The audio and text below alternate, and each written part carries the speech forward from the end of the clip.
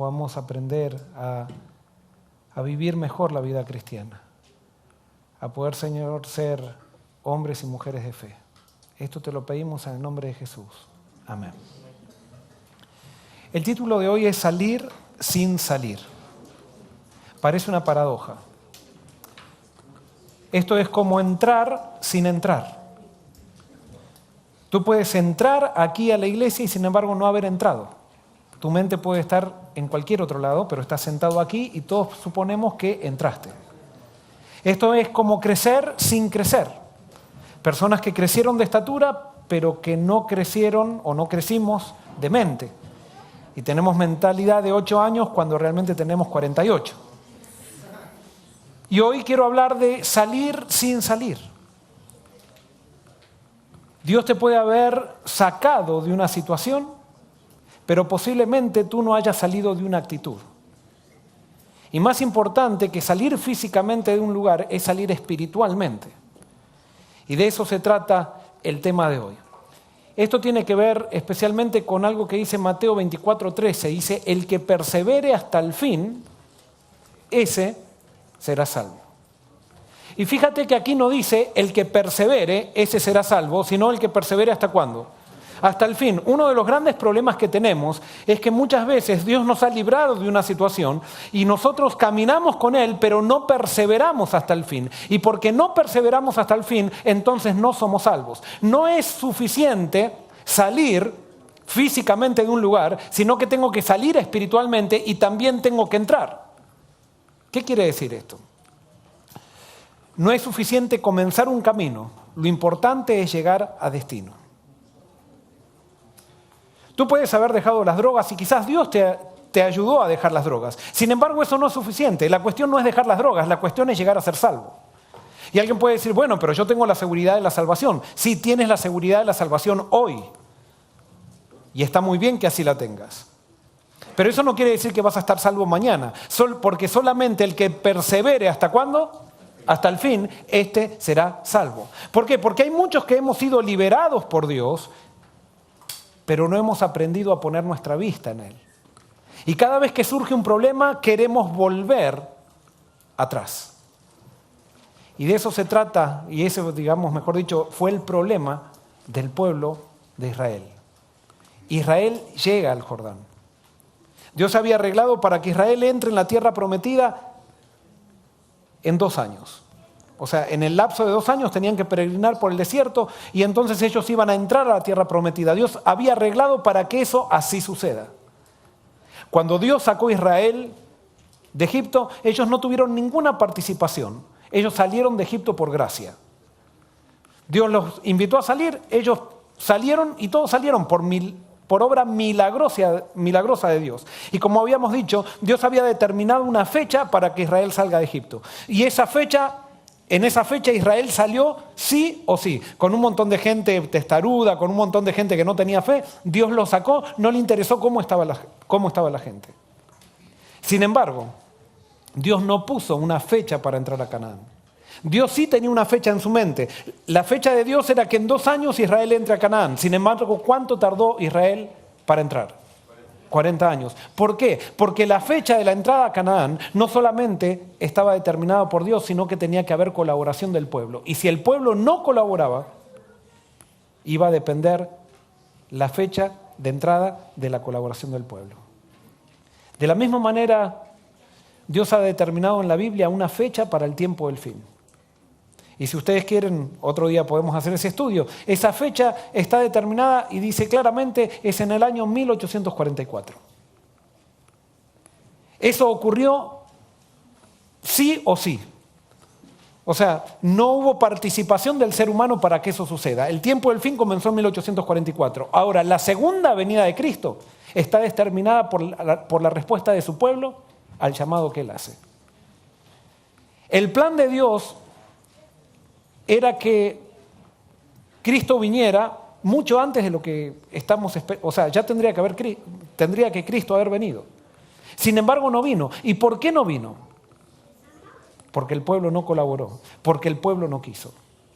Y justamente hoy vamos a ver que también Dios le da la oportunidad a Israel a entrar a Canaán, pero cuando llegan al borde del Jordán y cuando estaban ya por entrar a Canaán y estaba todo preparado, los israelitas se acercan a Moisés y le dicen, ¿por qué no mandas a reconocer la tierra con unos espías? Esa petición indicaba de alguna manera, ¿qué estaba indicando? Desconfianza, falta de fe. Nosotros queremos ver si realmente la tierra que Dios nos promete es una tierra que fluye leche y miel. Duda. La duda es el principio del fracaso en la vida espiritual. Moisés oró a Dios como siempre lo hacía y Dios le dijo, está bien, elige 12 príncipes y que vayan a reconocer la tierra. Ellos fueron a reconocer la tierra por 40 días. Dieron vuelta por todos lados y entonces trajeron frutos de la tierra y cuando trajeron frutos de la tierra fueron a dar su informe a Moisés y Aarón. Cuando ellos llegaron con el fruto de la tierra, todo el pueblo se reunió alrededor de ellos. Y ellos dijeron, la tierra que Dios nos promete es tierra que fluye leche y miel, realmente lo confirmamos. Pero en esa tierra hay gigantes que nos devoran, nos devorarán. No vamos a poder entrar a la tierra. Sin embargo, hubo dos personas, Caleb y Josué, que dijeron, no, sí podríamos entrar, sí podemos entrar, nosotros los derrotaremos. Ellos creían que sí se podía hacer porque ellos estaban siguiendo al Dios que los había llamado. Pero hubo 10 que se centraron en lo que no se podía hacer. Se centraron en las cosas negativas, se centraron en las imposibilidades humanas. Y eso tuvo como resultado el hecho de que el pueblo se desanimara. Y vamos a ver entonces en ese contexto, no puedo estar acá arriba, tengo que acercarme, me siento muy incómodo estando lejos. Vamos a ver Números 14, 1 al 5, qué es lo que dice. Dice, entonces toda la congregación gritó y dio voces, y el pueblo lloró aquella noche. Y se quejaron contra Moisés y contra Aarón todos los hijos de Israel. Y les dijo toda la multitud, ojalá muriéramos en la tierra de Egipto, o en este desierto ojalá muriéramos. ¿Y por qué nos trae Jehová a esta tierra para caer a espada? Y que nuestras mujeres y nuestros niños sean por presa. ¿No nos sería mejor volvernos a Egipto? Ahí está la actitud negativa del pueblo. Y decían el uno al otro, designemos un capitán y volvámonos a Egipto. Entonces Moisés y Aarón se postraron sobre sus rostros delante de toda la multitud de la congregación de los hijos de Israel. Estaban a punto de entrar a Canaán. Tenían la oportunidad. Sin embargo, cuando ellos vieron las circunstancias, prefirieron poner su vista en las circunstancias negativas que ver con quién era que andaban en el desierto. En vez de acordarse lo que Dios había hecho, simplemente se centraron en lo que veían sus ojos físicos. Y eso determinó la falta de fe de ellos y el desánimo. Y entonces ellos ahora proponían tomar un nuevo líder y volverse a Egipto. En este momento surge algo que nosotros dijimos mucho. Surge la mentalidad de esclavos. Y yo te hago una pregunta. ¿Tú tienes mentalidad de esclavo o tienes mentalidad de un ser libre? ¿Qué es la mentalidad de esclavo? ¿Cómo la definimos a la mentalidad de esclavo? Y yo definiría la mentalidad de esclavo de la siguiente manera. Es estar dispuesto a volver a la rutina predecible de la esclavitud antes que correr los riesgos que implica vivir por fe.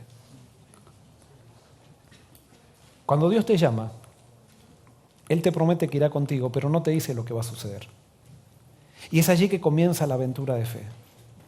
Pero hay personas, de las cuales yo soy el primero, que tenemos la tendencia a no querer vivir por fe. Nosotros queremos vivir por vista y queremos que nos digan todo lo que va a suceder. Y eso es imposible en el plan de Dios. ¿Por qué? Porque el plan de Dios es mucho más grande de lo que nosotros hemos pensado para nosotros mismos. Dice que sus pensamientos son más altos que nuestros pensamientos, sus caminos son más altos que nuestros caminos. Por lo tanto, Dios simplemente nos va revelando el paso que tenemos que dar el siguiente día, pero no nos revela el camino para llegar a la meta.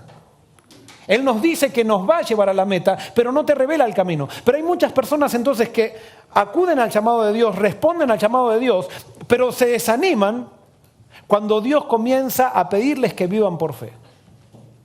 Y empiezan a cuestionar a Dios y decir, Señor, ¿cómo lo vas a hacer? Sí, yo me quiero entregar a Cristo, pero ¿cómo voy a dejar la pornografía? No le preguntes a Dios, Dios ya te prometió que te va a dar la victoria. Simplemente tú sigue a Dios. Ah, no, pero ¿cómo lo va a hacer? Si no he podido, por toda mi vida no he podido, por 5 años estoy esclavo de esto, no puedo. No te fijes en tus problemas, fíjate en el Dios que te llamó.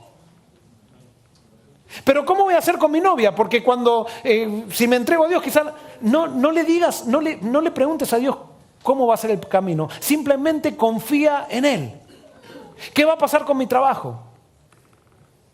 Siempre, absolutamente siempre, cuando Dios te llama a una aventura de fe. Y nosotros tenemos una mentalidad de esclavos. No nos gustan los riesgos. Y por eso nos resistimos a vivir por fe. Y cada vez que tenemos un problema nos queremos volver a Egipto. Y es por eso que no tenemos victoria. Porque cada problema, en vez de verlo como una oportunidad para que crezca nuestra fe, lo vemos como un obstáculo en el cual no se puede seguir. Y al mirar para atrás, perdemos la oportunidad de crecer para poder entrar a Canaán. Para llegar a Canaán es necesario cruzar por un desierto. Dios podría haber llevado a Israel y haberlo hecho saltar a Canaán, pero no era posible. ¿Por qué? Porque ellos iban a ser liberados de Egipto solamente por gracia, pero para entrar a Canaán tenían que entrar por la fe. Y tenían que colaborar con Dios para entrar a Canaán. Y por eso Dios sabía esto. Entonces Dios había calculado que hay un desierto entre Canaán y Egipto para que crezca la fe. Y el día que ellos lleguen al Jordán tengan la fe suficiente como para poder ser liderados en la aventura de fe que implicaba la conquista de Canaán. Y es por eso que antes de la venida de Cristo hay un Jordán. Y Dios por medio de los desiertos de tu vida te está preparando para ser parte del ejército que va a conquistar Canaán. Cruzar el Jordán no es entrar a la tierra prometida, o sea, no es sinónimo de la segunda venida de Cristo. Cruzar el Jordán es sinónimo de los últimos tiempos. Es sinónimo de los tiempos finales. Pero Dios solamente va a poder tener un ejército en los tiempos finales, un ejército de personas que hayan aprendido a vivir por fe y hayan dejado la mente de esclavos. Personas libres, personas que se arriesgan, personas que creen en Dios y que le dejan a Dios los resultados. Pero para eso hay que cruzar por un desierto. Y ese desierto es el desierto de las pruebas pequeñas. Que tú las tienes que ver como oportunidades para que tu fe crezca. Pero generalmente nosotros en las pruebas muchas veces reaccionamos como Israel. En vez de seguir avanzando, lo primero que hacemos es quejarnos. Y una vez que nos quejamos, automáticamente el quejarse, tú te empiezas a quejar y quieres nombrar un caudillo para volver a Egipto. Quieres volver para atrás esta experiencia, esta aventura a la cual Dios te ha llamado a vivir. Y por eso si tú ahora estás viviendo por pruebas, si tú has sido fiel a Dios y Dios te ha llevado por caminos que no entiendes, dice, pero ¿cómo estoy acá? Si yo fui fiel y parece que todo te fue mal, siéntete un privilegiado, porque quiere decir que Dios tiene un plan contigo. Siéntete un privilegiado porque Dios tiene un plan mucho más grande que el que tú piensas para ti. Pero para eso vas a tener que ver a las pruebas como una oportunidad y no como un obstáculo. La pregunta es, ¿estás dispuesto a dejar la mentalidad de esclavo?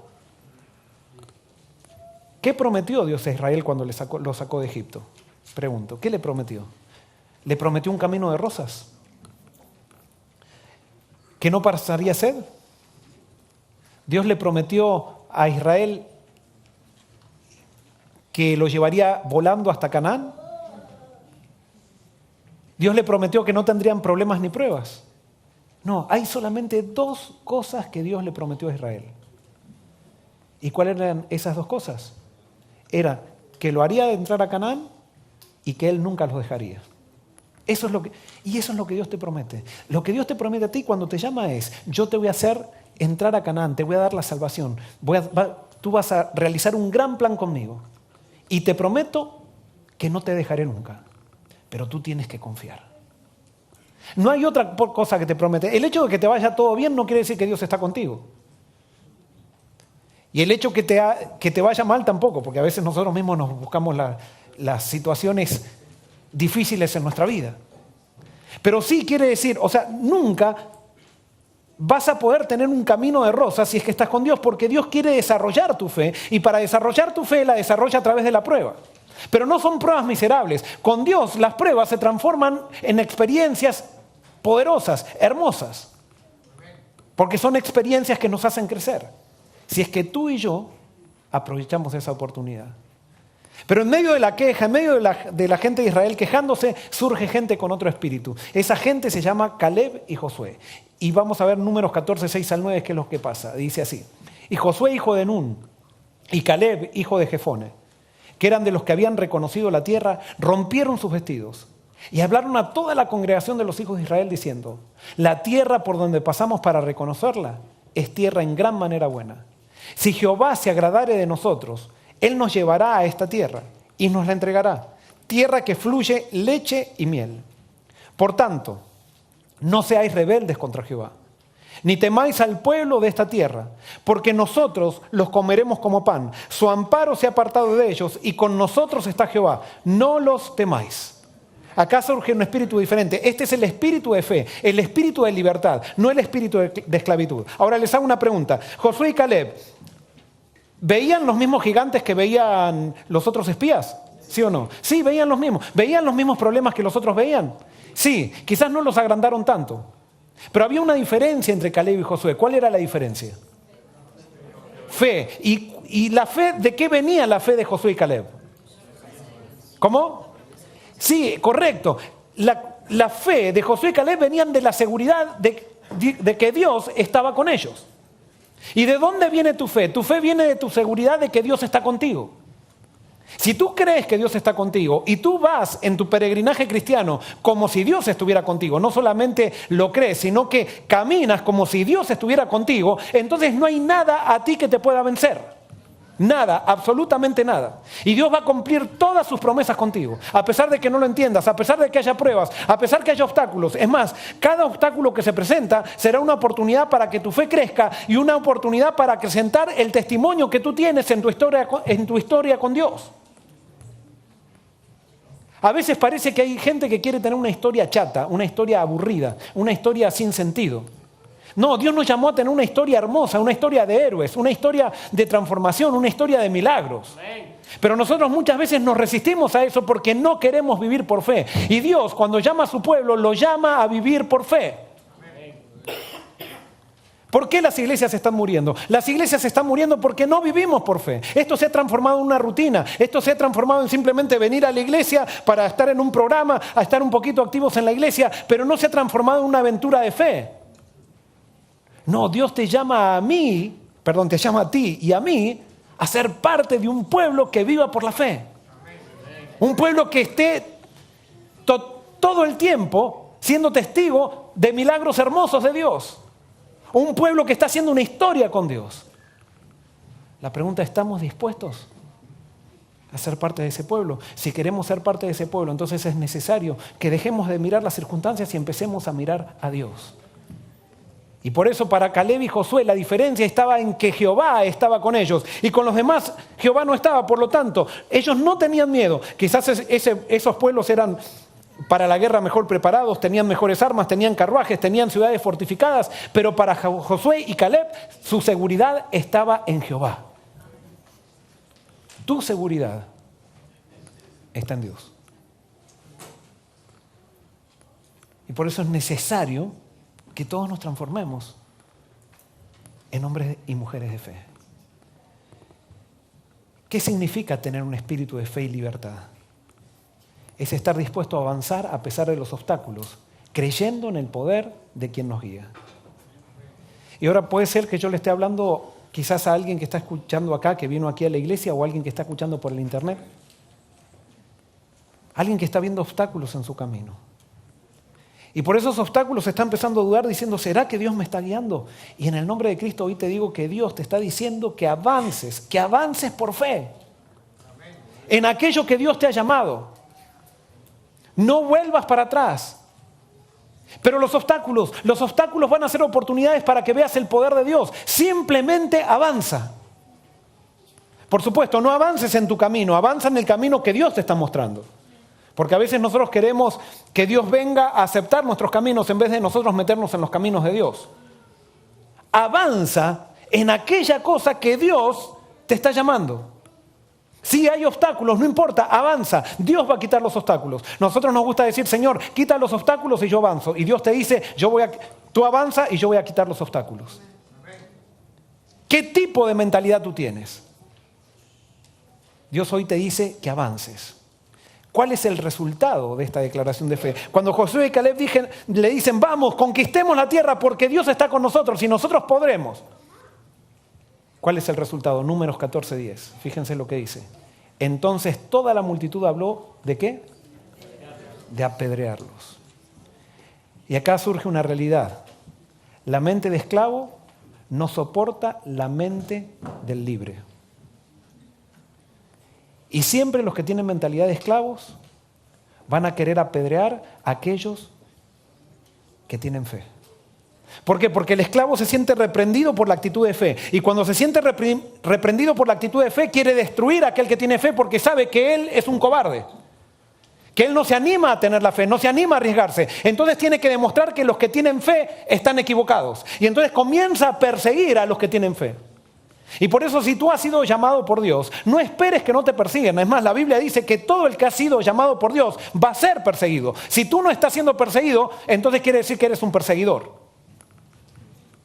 Y si eres un perseguidor, no estás con Dios. No estás en el camino de Dios.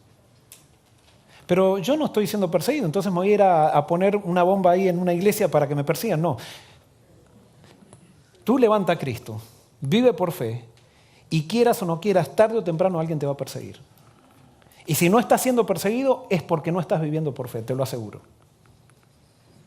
Pero no busques la persecución para probarte que eres discípulo, sino simplemente busca a Cristo y como resultado vas a tener persecución. Porque acuérdate una cosa, también otra de las cosas que tenemos que entender, que el discípulo de Jesús nunca persigue, siempre es perseguido. Siempre los que tienen mentalidad de esclavo persiguen a los que tienen mentalidad de libres. Y esto lo dice Jesús.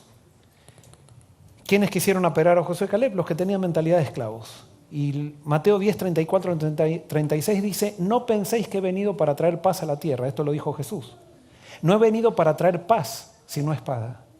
Porque he venido para poner en disensión al hombre contra su padre, a la hija contra su madre, a la nuera contra su suegra. Eso no es muy poco común, o sea, ya están peleando sin esta profecía. Y los enemigos del hombre serán los de su casa. Ahora, fíjense que acá Jesús dice, acá no dice que Jesús viene a traer espada y se las da a sus discípulos para que sus discípulos peleen. No, él dice que la actitud de seguirlo a él va a traer guerra. Pero no va a traer guerra de los discípulos contra los demás, sino de los demás contra los discípulos. Jesús no hizo guerra contra nadie, pero todos le hicieron guerra a él. Y por eso un discípulo de Jesús va a recibir guerra. Él no hace guerra, pero va a recibir guerra. Y ese es la confirmación de nuestro discipulado. Pero Dios se va a hacer cargo de los resultados de esa guerra. Y Dios nos asegura la victoria. En otro pasaje, en segunda de Timoteo, capítulo 3, versículo 12, dice, y también todos los que quieran vivir piadosamente en Cristo Jesús padecerán persecución. Y acá hay algo que yo siempre dije y he destacado en otros sermones. Acá no dice que algunos de los que quieren vivir piadosamente en Cristo Jesús padecerán persecución, sino ¿cuántos? Todos. Y ahora yo por ejemplo estoy predicando, la mayoría de aquí son jóvenes universitarios. ¿Qué va a pasar cuando tú te consagres a Cristo? ¿Qué va a pasar? En el acto vas a tener la crítica de tus amigos. O sea, no vas a tener la crítica de te van a perseguir los de Rusia, o sea, te van a perseguir tus amigos, te va a perseguir tu familia, te van a cuestionar. O sea, la persecución comienza dentro del pueblo de Dios, nunca fuera. Conságrate a Cristo y lo verás. Y ese es el miedo por lo cual no nos consagramos a Cristo, porque no queremos perder la aprobación. Entonces nosotros sabemos que hay cosas que estamos haciendo mal, pero para no quedar mal con nuestro grupo de amigos, para no quedar mal con la chica que me gusta, para no quedar mal con esto, entonces nosotros cedemos y renunciamos a nuestra conciencia. Pero acá me dice claramente la Biblia que todos los que quieren vivir piadosamente en Cristo Jesús padecerán persecución. ¿Por quiénes serán los que los perseguirán? Serán los que tienen mentalidad de esclavo. Porque Dios no te llamó a ser esclavo, Dios te llamó a ser libre. Y cuando tú eres libre, le das el ejemplo a los esclavos. Cuando tú eres libre, los esclavos se dan cuenta que son unos cobardes. Y a nadie le gusta ser cobarde. Y acá no estamos hablando que el que sigue a Cristo es valiente en sí mismo, no. El que sigue a Cristo tiene miedo, pero no deja que su miedo lo paralice. La fe en el Dios que sigue hace que sus miedos sean aniquilados por esa fe. Yo creo que David cuando luchaba contra los leones tenía miedo. No sería de este planeta, pero tenía una fe más grande que sus miedos. Y esa fe estaba nutrida por el objeto al que se aferraba. ¿Y cuál era el objeto que se aferraba? Dios. Tu fe es tan grande de acuerdo al objeto que se aferra. Si tu fe se aferra a una cuenta bancaria, tu fe va a ser tan fuerte como la cuenta bancaria. Si tu fe se aferra a una persona, tu fe va a ser tan fuerte como la persona que se aferró. A tu esposa va a ser tan fuerte como tu esposa. Si tu fe te aferra a tu esposo, va a ser tan fuerte como tu esposo. Si tu fe se aferra a tu pastor, va a ser tan fuerte como tu pastor. Si tu fe se aferra a tu iglesia, va a ser tan fuerte como tu iglesia. Y como no hay nada que sea eterno fuera de Dios, la única fe que es victoriosa es la fe que se aferra a Dios. Y es por eso que tenemos que aprender a vivir dependiendo de Dios. Pero recuerda, todo el que quiera vivir piadosamente en Cristo Jesús padecerá persecución por aquellos que tienen mentalidad de esclavo. Y acá viene un principio importante. Hasta que la mayoría de un grupo que peregrina en el desierto no adopte un espíritu libre, no se puede entrar a Canaán. Israel estuvo a punto de entrar a Canaán. Hubo 2 personas que tuvieron la fe, que tenían espíritu perdón, hoy tengo la lengua trabada. Tenían espíritu de libres, pero a pesar de que hubo 2 personas que querían entrar, no pudieron entrar. Porque Dios viene a buscar un pueblo. Dios quiere entrar a Canaán un pueblo, no a individuos. Y entonces Caleb y Josué, a pesar que tenían el espíritu correcto, no pudieron entrar. ¿Qué quiere decir esto? Iglesia Hispanoamericana de Collegiale. Hasta que la mayoría de esta iglesia no tenga un espíritu de fe, de libertad, nosotros no vamos a hacer una diferencia. Puede haber un joven, puede haber un anciano, que puede haber alguien que tenga el espíritu, pero hasta que no seamos mayorías, nosotros no vamos a hacer una diferencia. Y por eso de eso se trata, que tomemos todos una decisión para que corporativamente esta iglesia local, haga una diferencia. Cuando hagamos una diferencia, entonces vamos a entrar a Canaán. Alguien puede decir, no, pero es que la iglesia adventista ya se ha dejado de ser movimiento y ya. No te preocupes por la iglesia, preocúpate por la iglesia hispanoamericana de Collegiale. Cuando la iglesia hispanoamericana de Collegiale, en la iglesia hispanoamericana de Collegiale, la mayoría tengamos fe, entonces va a haber otras iglesias locales que tengan fe. Y esos que tienen fe, que tienen un espíritu de libres y no de esclavos, nos vamos a unir y por la gracia de Dios, Dios va a desencadenar los movimientos finales para entrar a Canaán. Pero lastimosamente, la mayoría de las iglesias en las cuales venimos tenemos mentalidad de esclavos. Queremos la rutina de siempre lo mismo, la maquinita, de siempre los programas, siempre la escuela sabática, siempre el sermón, el versículo de memoria, todas esas cosas que parecen muy buenas. Pero usamos esas cosas para escudarnos, para refugiarnos, para cuando Dios muchas veces nos dice hay que avanzar, hay que hacer las cosas diferentes, decimos no, estamos haciendo esto, siempre se ha hecho así. Y Dios dice, pero hay que avanzar, hay que hacer las cosas diferentes, hay que jugarse por fe. No, es que los números no dan. Los números no dan. Nadie lo ha hecho. Hace mucho no se hace eso. No, estamos siguiendo a un Dios que hace milagros.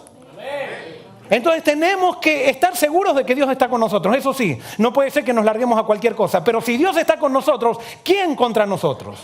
Y tenemos que avanzar por fe, con mente de libertad, no con mente de esclavitud. Hasta que no tengamos mente de libertad, no podremos entrar a Canaán. Ahora Dios nuevamente, cuando ve que el pueblo no quiere entrar, le hace una propuesta extraña a Moisés. Y vamos a ver qué es la propuesta. Números 14, 11 y 12. Dice así. Y Jehová dijo a Moisés, ¿hasta cuándo me ha de irritar este pueblo? ¿Hasta cuándo no me creerán con todas las señales que he hecho en medio de ellos? Yo los heriré de mortandad y los destruiré. Y a ti te pondré sobre gente más grande y más fuerte que ellos. Ahora les hago una pregunta. ¿Qué debemos hacer cuando Dios actúa como un ser humano? Porque acá dice Dios, estos me cansaron. O sea, ya no vale la pena que estos existan, que este pueblo exista. Apártate, los voy a destruir. ¡Pum! ¿Podía hacer eso Dios? Sí. ¿Se estaba comportando como Dios o como hombre Dios? Como hombre. ¿Se acuerdan que dijimos en un sermón pasado? Si quieren, si no estuvieron, véanlo. Dijimos que a Dios le gusta muchas veces actuar como hombre. Y cuando Él actúa como hombre, ¿qué nos está pidiendo? Que nosotros actuemos como Dios. O sea, lo que Dios estaba haciendo era justicia, o sea, la justicia. Este pueblo realmente son unos cabezaduras, he hecho miles de cosas, lo he sacado de Egipto, he hecho señales y todo eso. Este pueblo lo que merece es ser destruido.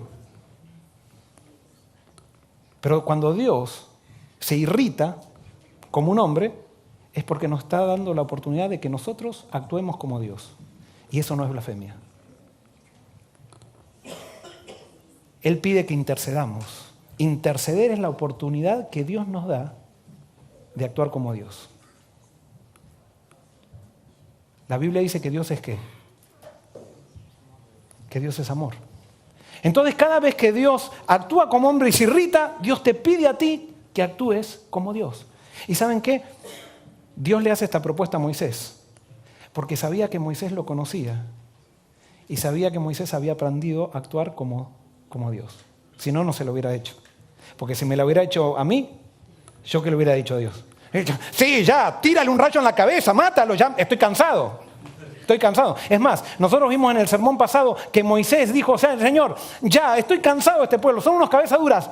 ¿Pero qué le pidió Moisés? Mátame a mí, no lo mates al pueblo. Dios sabía quién era Moisés y por eso Dios se comporta extrañamente con Moisés para que nosotros veamos cómo debemos actuar nosotros con la justicia. Y entonces Moisés actúa como Dios, Moisés aprovecha la oportunidad y se comporta como Dios. Y en Números 14, 17 al 19, Moisés le dice a Dios, ahora pues, yo te ruego que sea magnificado el poder del Señor, como lo hablaste diciendo, Jehová, tardo para la ira y grande en misericordia, que perdona la iniquidad y la rebelión, aunque de ningún modo tendrá por inocente al culpable, que visita la maldad de los padres sobre los hijos hasta los terceros y hasta los cuartos. Perdona ahora la iniquidad de este pueblo, según la grandeza de tu misericordia, y como has perdonado a este pueblo desde Egipto hasta aquí. Moisés actúa como Dios. Moisés le pide perdón por el pueblo a Dios. Y eso era lo que Dios esperaba que Moisés haga.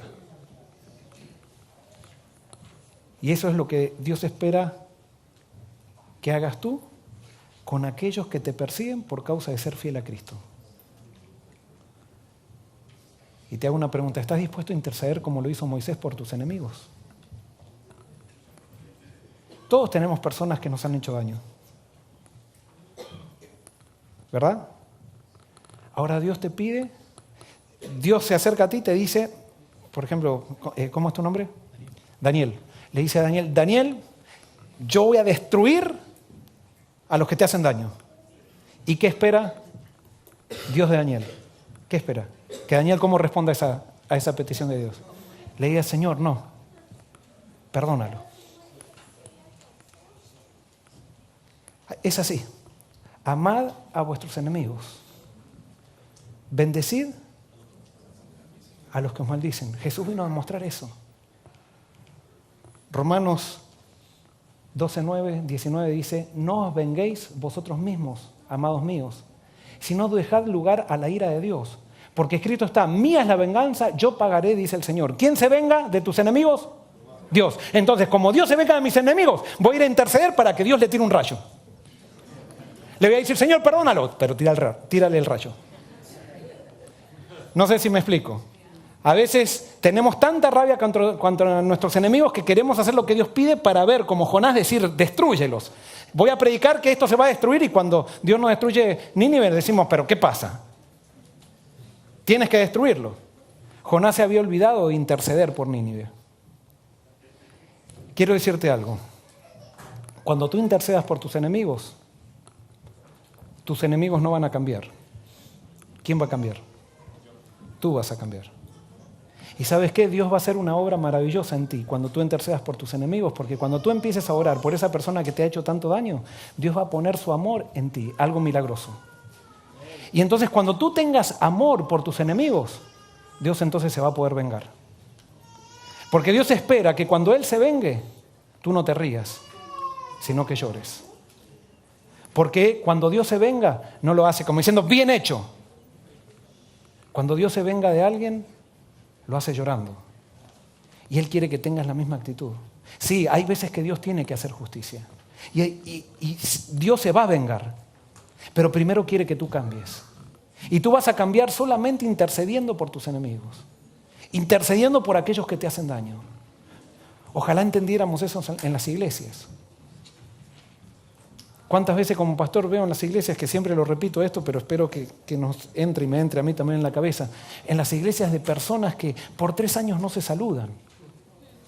Y tienen cargos en las iglesias, pastores que porque uno está a favor de la ordenación de la mujer y otro está en contra de la ordenación de la mujer, no se pueden saludar porque piensan diferente. ¿Qué tipo de religión? ¿A qué tipo de religión estamos jugando? Esa no es la religión de la Biblia, no es la religión del Dios Todopoderoso al quien servimos, porque cuando Dios te pide que intercedas, te pide que actúes como Él. Que ames. Dios no se vengará de tus enemigos hasta que tú sientas verdadera tristeza por la venganza. Y si llegado un momento, entonces Dios actuará. Dios actúa entonces como Dios con el pueblo de Israel. Y Números 14, 20 al 24 dice lo siguiente. Entonces Jehová dijo: yo lo he perdonado conforme a tu dicho. Mas tan ciertamente como vivo yo, más tan ciertamente como vivo yo, y mi gloria llena toda la tierra, todos los que vieron mi gloria y mis señales que he hecho en Egipto y en el desierto, y me han tentado ya 10 veces, y no han oído mi voz, no verán la tierra de la cual juré a sus padres. No, ninguno de los que me han irritado la verá.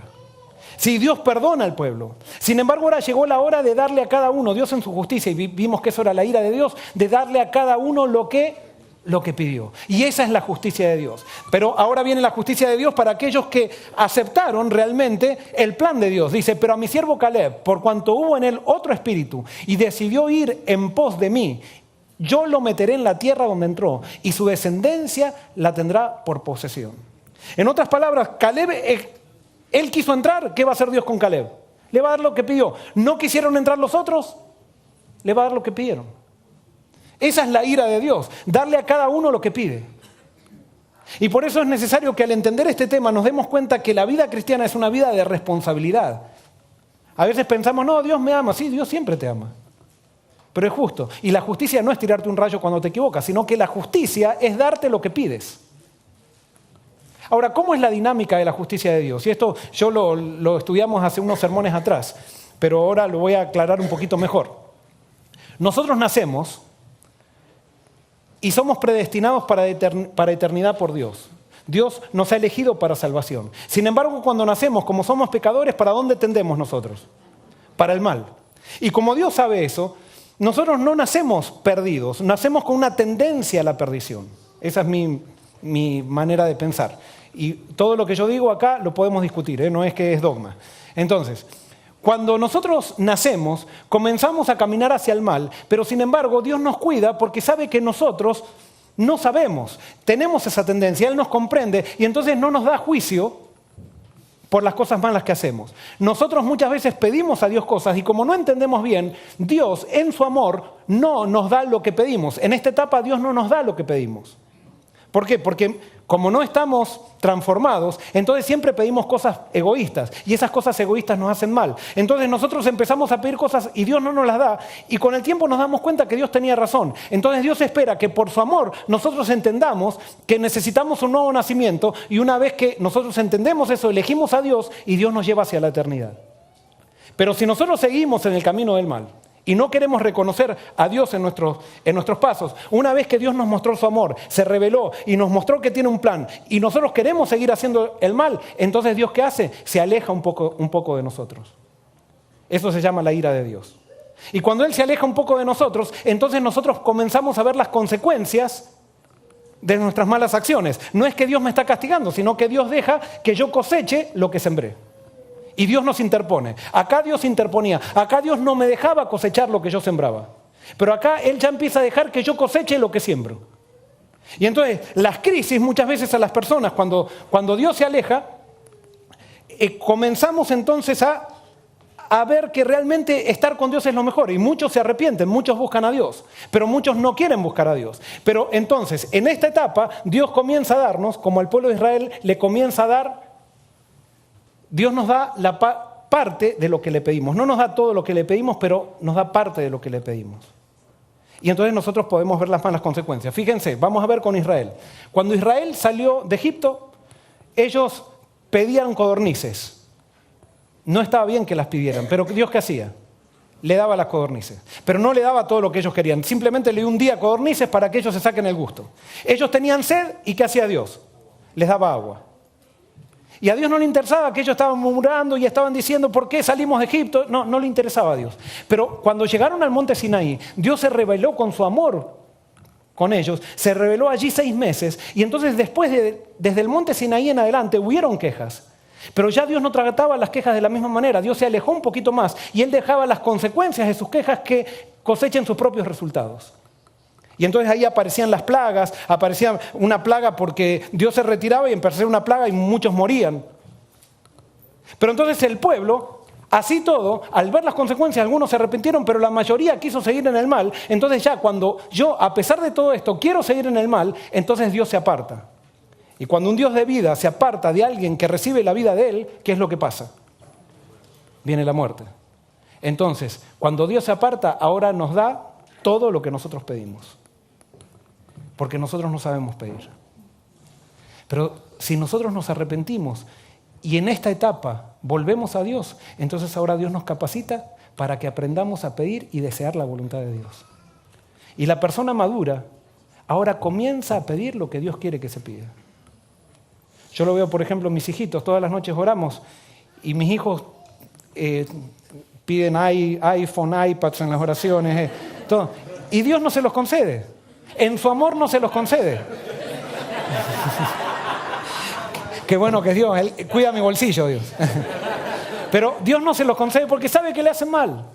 Pero va a llegar un día que ellos maduren y entonces van a empezar a pedir cosas que son mucho más importantes que iPad, que iPhone, que bicicletas, que lo demás. Pero ellos ahora todavía no se dan cuenta de eso, que son las cosas espirituales. Pero ¿cómo ellos cuando capten el amor de Dios, van a empezar a buscar a Dios y se van a dar cuenta qué es lo que realmente vale en la vida? Pero ¿saben qué? Eso yo lo explico con mis hijos y nos reímos, pero yo hago lo mismo en otras áreas de la vida. A veces nosotros estamos pidiendo por personas, por carreras, por puestos, por dinero, por situaciones financieras. Y Dios no nos las da porque sabe que nos hacen mal. Y nosotros nos ponemos obstinados con eso porque todavía no hemos madurado demasiado espiritualmente. Dios le dice ahora al pueblo, muy bien, ¿ustedes quieren morir en el desierto? ¿Qué van a hacer? Van a morir en el desierto. No es lo que yo quiero, pero ¿ustedes quieren morir en el desierto? Mueran en el desierto entonces. Entonces, en Números 14, 39, 45, fíjense lo que pasa. Dice, y Moisés dijo estas cosas a todos los hijos de Israel. Y el pueblo se enlutó mucho.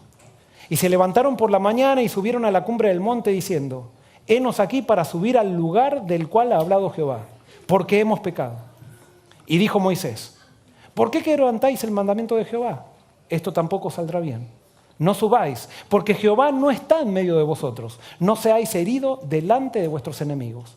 Porque la Amalecita y el cananeo están allí delante de vosotros, y caeréis a espada. Pues por cuanto os habéis negado a seguir a Jehová, por eso no estará Jehová con vosotros. Sin embargo, ¿qué pasó? Se obstinaron en subir a la cima del monte. Pero el arca del pacto de Jehová y Moisés no se apartaron del medio del campamento. Ellos subieron, ¿y qué pasó? Los derrotaron. ¿Qué me enseña esto? Tú puedes estar triste por lo que hiciste. Puedes reconocer tu pecado, pero si no estás dispuesto a obedecer, es porque no tienes arrepentimiento. O sea, a veces decimos, ay, sí, yo realmente y estoy triste, y vamos a Dios, incluso decimos, sí, no quiero hacer más esto. Y tenemos tristeza. Y después reconocemos nuestros pecados, hasta reconocemos nuestros pecados, pero hasta ahí llegamos. La evidencia del verdadero arrepentimiento es la sumisión a Dios, al plan de Dios. Y por eso tú te puedes haber arrepentido de haber dejado a la chica embarazada. Y decir, sí, yo realmente me aproveché de ella y después ya fui un cobarde y la dejé tirada por allí y ella quedó criando el hijo y todo eso. Pero si tú no estás dispuesto a obedecer, por más que reconociste tu pecado y digas que fuiste un cobarde, ¿verdad? No hay arrepentimiento, no buscaste todavía a Dios. Porque lo que Dios quiere no es tanto que dejes de fornicar o que dejes de dejar chicas embarazadas. No, a Dios le interesa que cambies tu mente. La cuestión no es dejar de hacer cosas. La cuestión no es cambiar la conducta. La cuestión es cambiar ¿qué? La mente. Y solamente la mente la cambio en la presencia de Dios. Y por eso Moisés le dijo, no vayan porque Dios no está con ustedes. La seguridad de ustedes es estar con Dios. No es hacer lo que Dios pide, es estar con Dios. Cuando estás con Dios, haces lo que Dios pide. Pero no siempre el que hace lo que Dios pide está con Dios. Porque no es solamente hacer lo que Dios pide, sino que tenemos que hacer lo que Dios pide en el momento que Dios lo pide. Y si tú dejas de pasar el momento que Dios lo pide, perdiste la oportunidad. Entonces, si tú te lanzas a una prueba que no estás capacitado porque no aprovechaste la oportunidad de la prueba para que crezca tu fe, entonces cuando vayas a entrar a Canaán vas a ser derrotado. Cuando tú fallas en una prueba, necesitas volver al desierto para que vuelva a crecer tu fe. No sé si me explico. Si yo, por ejemplo, tengo un partido de fútbol contra el Barça y pierdo, entonces, ¿qué pasa? Al otro día voy a jugar de vuelta y digo, no, tenemos que ganar, vamos a jugar al otro día. No, vete a entrenar. Vete a entrenar y después de 7 meses o 3 años juega de vuelta al partido a ver si ganas. Pero si quieres jugar de vuelta va a ser una derrota peor. Y muchas veces nosotros fallamos en nuestras pruebas de fe y nos encaprichamos y decimos, sí, nos damos cuenta que fallamos, pero queremos seguir, No, vuelve al desierto, acepta tus desiertos, porque tus desiertos es para que crezca tu fe. ¿Y saben qué? No es tan importante entrar a Canaán, lo más importante es estar con Dios. El desierto con Dios se puede transformar en un paraíso. El problema de los israelitas es que no aprendieron a ver a Dios en el desierto. Y solamente aquellos que estuvieron con Dios en el desierto, que vieron a Dios en el desierto, fueron los que estuvieron dispuestos a entrar a Canaán. ¿Por qué Israel no entró a Canaán? Cada prueba fue enfrentada con quejas. Cada prueba que Dios le daba para que crezca la fe fue enfrentada por quejas. Y ahora te hago una pregunta, ¿cómo enfrentas tú tus pruebas? Si la queja está en la flor de tu piel ante cada prueba, tú todavía tienes una mentalidad de esclavo. Y es necesario, esto es duro lo que estoy diciendo, es necesario que tomemos una decisión con respecto a qué vamos a hacer con Dios desde aquí en adelante. ¿Por qué Israel no entró en Canaán? Cada prueba querían volver hacia atrás. No, esto es muy difícil, no se puede.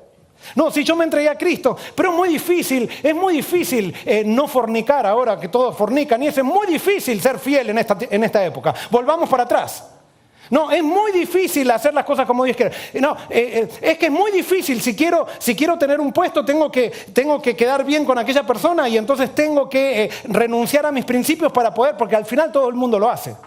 ¿No han escuchado ese tipo de razonamiento? Estamos muy acostumbrados a ese tipo de razonamiento dentro del pueblo de Dios. No, Dios nos pide fe. Y la fe es una actitud que no mira para atrás, siempre mira para adelante. Y mejor dicho, mira para arriba. ¿Por qué Israel no entró en Canaán? Pusieron la vista en los instrumentos que Dios usaba en vez de ponerla en Dios. Cuando Moisés los sacó de Egipto, ¿quién era el que los sacó? Moisés. Y cuando tenían un problema que el mar no se les abría, ¿quién era el culpable? Moisés. Es necesario que si queremos ser un movimiento, dejemos de poner la vista en los hombres. Sí, los seres humanos son importantes en esta pieza, pero cumplen funciones, pero nosotros debemos poner nuestra vista en Dios, no en Moisés, ni en Aarón, ni en nadie. Ellos ya ponían un caudillo para que los traiga a Egipto. No, en el ser humano no hay seguridad. A nosotros los seres humanos nos gusta poner la vista en los seres humanos. No, en los seres humanos se equivocan, los seres humanos fallamos, los seres humanos podemos hacer cosas bien, pero hacemos cosas más mal que bien. Hay una sola persona que no se equivoca y esa persona es Dios. Y por eso, si nosotros queremos ser movimiento como iglesia, tenemos que aprender a mirar a Cristo. ¿Por qué Israel no entró en Canaán? Por rechazar las pruebas pequeñas de la vida. No pudieron afrontar la grande. Dios te está preparando para un gran sueño, pero Él te está preparando con pruebas pequeñas. Depende de ti si las aprovechas o no para pasar la prueba grande. ¿Por qué Israel no entró en Canaán? Porque salieron de Egipto sin salir. Puede haber muchas personas que están acá, que entraron acá sin entrar. Puede haber personas que están en los libros de las iglesias, pero que nunca entraron al reino. necesario que salgamos espiritualmente de Egipto. ¿Cuál es la conclusión de todo esto? No es suficiente salir de Egipto. Lo importante es entrar a Canaán. Y para entrar a Canaán debemos tener una mente de esclavos. Y ahora fíjense, no es suficiente ser miembro de la iglesia. Debes llegar a ser ¿qué? Discípulo. ¿Estás dispuesto a ser discípulo? ¿Cuántos están dispuestos a ser discípulos? Amén. Yo sé que ahora quiero decirles algo. No es suficiente ser discípulo. No es suficiente ser discípulo, debe llegar a ser apóstol. Los discípulos también traicionaron a Jesús. Está bien, es el principio del camino. Pero si no llegas a ser apóstol, no entraste. Solamente los discípulos que llegaron a ser apóstoles fueron los que entraron. ¿Y cuál fue la diferencia? ¿Saben cuál fue la diferencia? Pasar por el Monte Calvario. El único discípulo que no pasó por el Monte Calvario fue que traicionó. Los otros traicionaron, se arrepintieron, pero llegaron a ser apóstoles. Y yo no veo ningún apóstol que haya vuelto para atrás. Un movimiento es una minoría con respecto al mundo. Sin embargo, para que un movimiento sea movimiento, la mayoría de aquellos que pertenecen a él deben ser personas de fe. Vuelvo a repetir el concepto.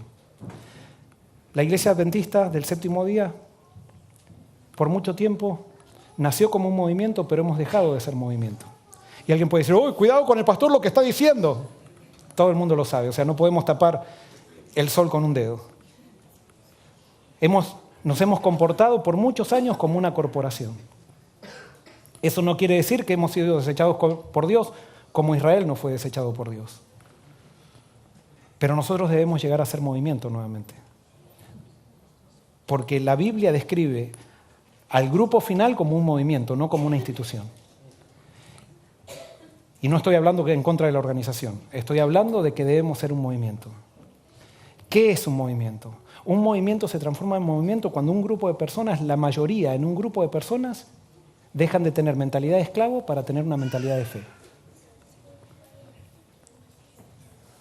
Dios nos está llamando ahora para que empecemos a ser libres, que empecemos a jugarnos por fe por Dios.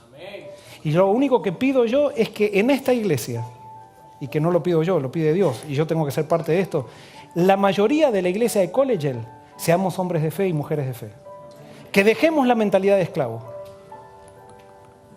Y si acá, en esta iglesia, Dios logra hacer eso, en esta iglesia, lo más probable es que lo logren otras también. Y cuando Dios tenga 144,000, dice la Biblia, que no me importa si son simbólicos o literales, no importa, pero cuando Dios tenga un número, que Él determine qué es la generación, entonces Él desencadenará los movimientos finales para ver a Cristo venir en las nubes. A mi criterio estamos en el borde del Jordán. Nosotros tenemos la decisión si queremos o no queremos vivir por fe o no. Si queremos ser el pueblo o no queremos. Si queremos entrar o queremos que entren nuestros hijos. Yo les propongo en este día, en el nombre de Cristo, que le digamos nosotros a Dios, sí, nosotros queremos entrar. Y estamos dispuestos a seguirte. Lo único que queremos es no dejarte, vivir contigo, que tú seas lo principal en nuestra vida. El sábado que viene yo voy a tener un bautismo aquí. Y todos los meses voy a tener un bautismo desde aquí en adelante. Si hay alguien que quiere, que siente el deseo de ser parte de este movimiento final, no para entrar a una institución de una iglesia, sino para ser parte de un movimiento, porque no todo el que entra a una institución entra al movimiento final. Pero alguien que quiere ser parte de este movimiento final, yo le pido que hable conmigo. Y me encantaría poder bautizarlo. Como testimonio público que está diciendo, yo quiero ir con Cristo a todos lados. No soy perfecto, pero quiero entregarme a Cristo. Quiero que Él sea mi guía. Quiero que Él me guíe hacia Canaán. Si estás dispuesto, por favor, habla conmigo. Y para mí sería un privilegio bautizarte. Que Dios los bendiga. Y vamos a terminar cantando nuestro canto lema, que es discípulo. Nos ponemos de pie. Lo voy a tocar yo, que ese todavía no lo... Gracias.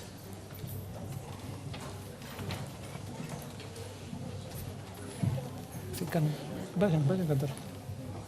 Si quieren las nenas que lo saben, también mis hijas que pasen también. Y con el praise team también. Todos lo estamos aprendiendo. No tengan vergüenza, no sé. Sí, vayan por fe.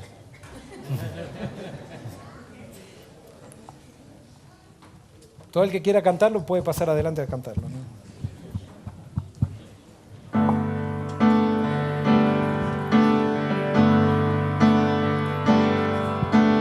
Me presento ante ti, Señor, sin ninguna clase de pretensión. Tú eres santo, yo soy pecador, todopoderoso Dios.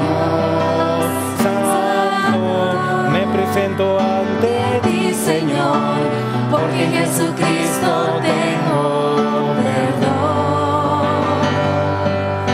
Te ruego que me des sinceridad, que no tenga falsedad. Hazme sencillo, tuya es mi voluntad, tuyo es mi pensar, tuyo es todo mi actuar, mi Dios, mi soberano. Me presento ante ti, Señor, respondiendo a tu llamado de amor.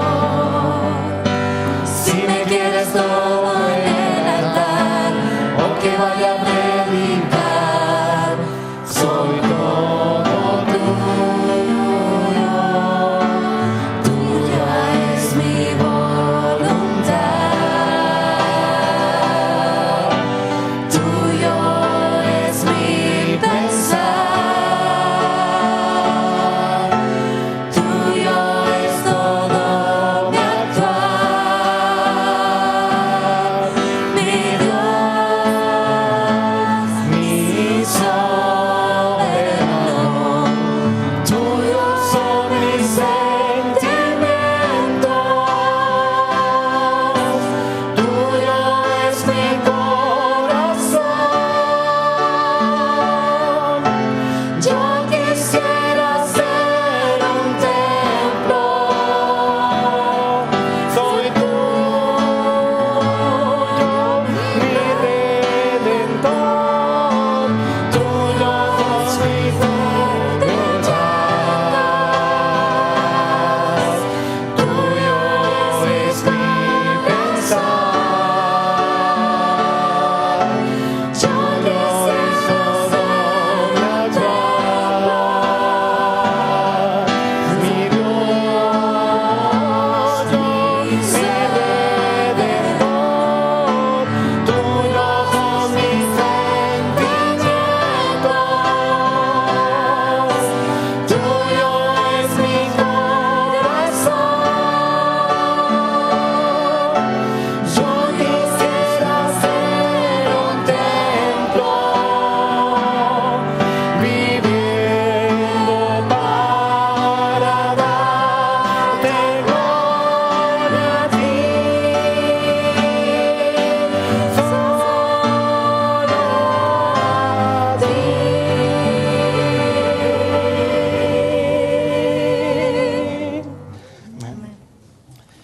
Querido Señor, en esta mañana queremos pedirte perdón por haber tenido mente de esclavo, porque la queja marcó nuestro camino ante las pruebas. Hoy queremos levantar nuevamente la vista al cielo y queremos ser parte de ese pueblo, Señor, tener el espíritu de libertad de Josué y Caleb, que viene como resultado de ir contigo, de mirarte a ti, de creer en tu persona. Señor, haznos verdaderos discípulos en esta iglesia, que la mayoría de esta iglesia no sea gente denominacional ni gente que viene culturalmente a la iglesia, sino que seamos realmente un movimiento, Señor. Y te pedimos que entonces podamos unirnos a todos los demás que quieren serlo, a todas aquellas personas sinceras que no tienen mente de esclavos, sino que han decidido renunciar a sí mismos para entrar en la libertad que solamente tú puedes dar. Y que pronto, muy pronto, Señor, podamos estar conquistando la tierra para entrar a Canaán. Gracias, Señor, por contestar esta oración, porque lo pedimos en el nombre de Jesús. Amén.